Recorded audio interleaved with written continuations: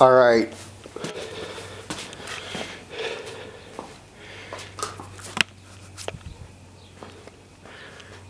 It's bare. So this is completely almost cleared out. And here we go. The easiest way to get this from one car to the next, the whole harness, is I put a couple towels on one side and I folded the whole thing over. So, because I don't feel like, you know, spending, I don't know how many hours trying to, you know, figure out which side's which, I mean, there's a certain sequence on how everything is ran throughout the whole car. So I keep it separated even though it's all together. So yeah, pretty much this is the harness, not including the engine harness, which is on the wall right there. But so everything that was in my SL55 is now in the unibody. So now it's all up to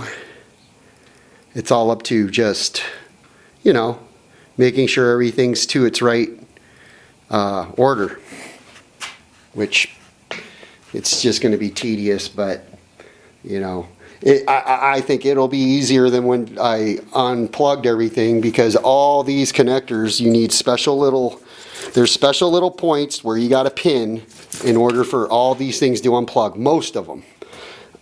So, you know, it's a tedious, time-consuming process. Actually, it was a lot less time-consuming than I thought. But yeah, it'll be cake. It's a piece of cake.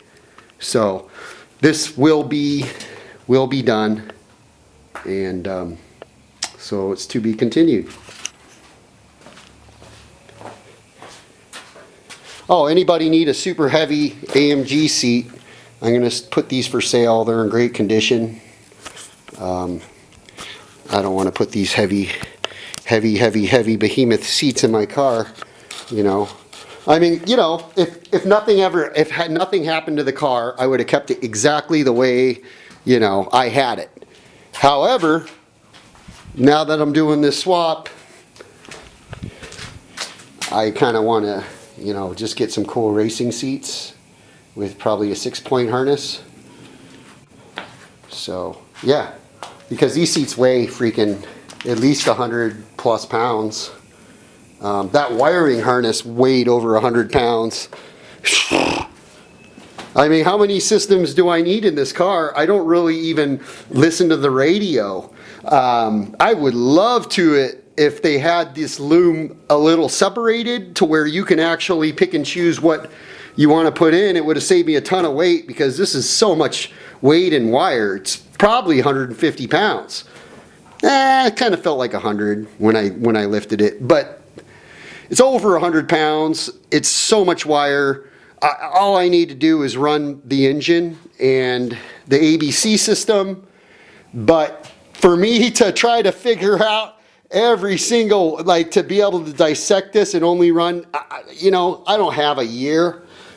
I'm trying to do it the most civilized, mannered way possible, and this is it. So, I mean, this is the easiest, the least complex way to do it. So that's the way I'm doing it. And then that's it. I mean, later on, if I get an itch, I can, I don't know, go stand alone, or you know, this is just going to stay the way it is. I'm going to test this car out.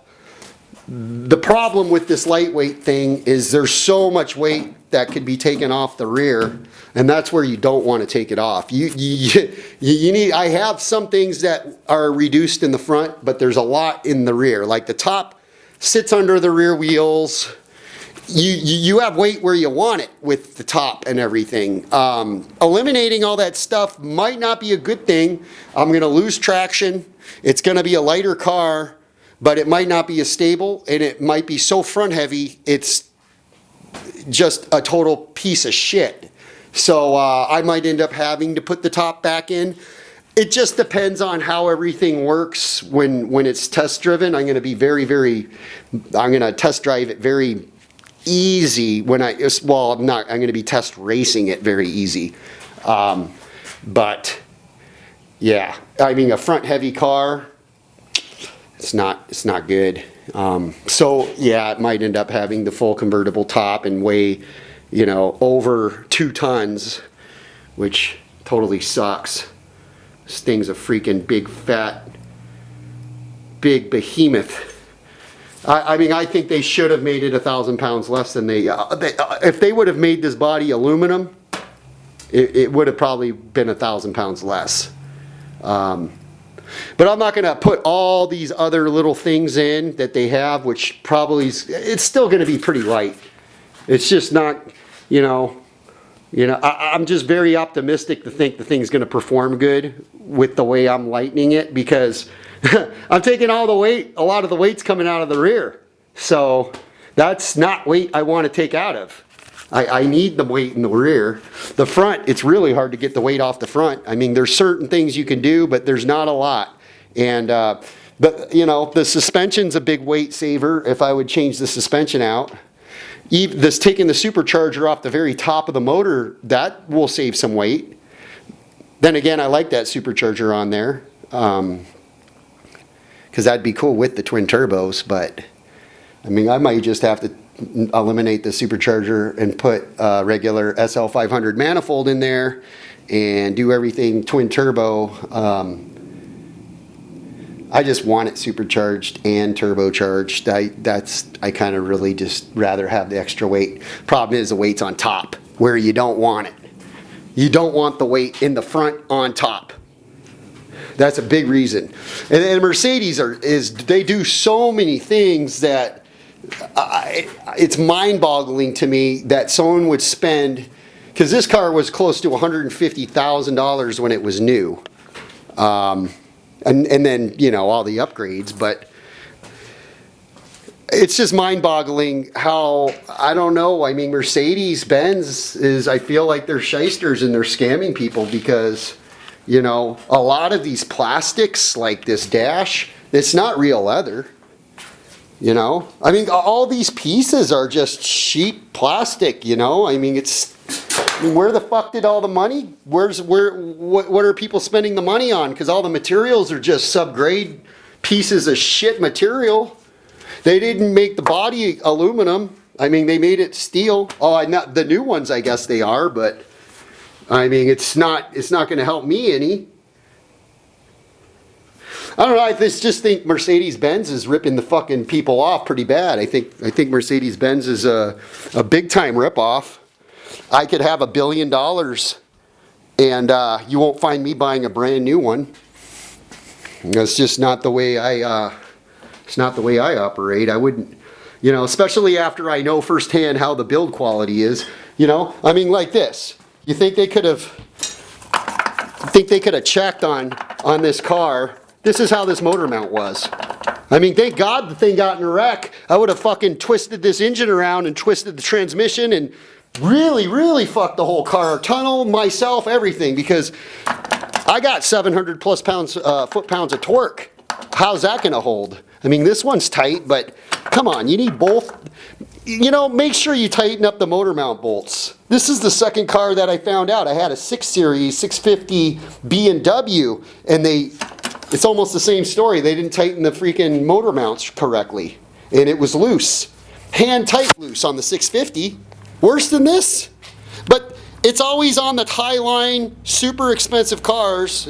You're gonna find stupid mistakes. I don't know. I mean, I've worked on other cars that were way less in value, and they seemed like they had just as good, if not better quality. And I didn't run into problems like motor mount bolts being loose. I'm going to make a video on the whole entire reason why I think Mercedes-Benz is ripping people off, like highway robbery ripping people off, okay? I mean, I love their cars. I like the engineering. It's bulletproof. But for the cash, for the money, I don't know, man. I don't know. I don't know. I don't I mean, I have not bought a brand new Hyundai and tore that apart, so I can't tell you, but I can guarantee you that Hyundai has probably just as good of materials, if not better materials than this Mercedes-Benz. Even build quality. And you know how much those Hyundais are. Freaking, you can't even, you know, the trade-in value after this 15 years later is not, you know, you could buy a new Hyundai for pocket change compared to a car like this. And they put a lot of, you know, I mean, I don't know, Mercedes is a fucking ripoff. That's what I think that's what my thoughts are after doing, because obviously I have some experience with Mercedes because I've owned a few, and obviously I know what's going on with the SL. I mean, it's obvious that I have some experience with this car now, with the R230. And as far as what I know, this is the pinnacle, one of the pinnacle models of the Mercedes-Benz. And it's a freaking highway robbery ripoff. It's a big, fat behemoth. Well, it's not even big. It's a small convertible car that weighs more than a fucking big old Cadillac. I mean, it weighs as much as the Hellcat.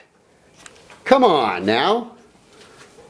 You buy a Corvette Corvettes weigh freaking 1,000+ pounds lighter than this. And they're convertible. And they have just as much, if not more, power and torque.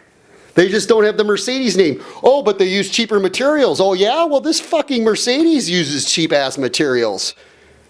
Mercedes just likes to make it look like it is more expensive, but the materials themselves aren't any better than a Corvette. I guarantee you that. So yeah, I'll be buying and racing around Corvettes because yeah, I definitely won't be buying another SL. I mean, I'm going to try to keep this one if something freaking, you know. If I survive, this thing's going to be so fucking fast. It's going to be ridiculous. Anyway.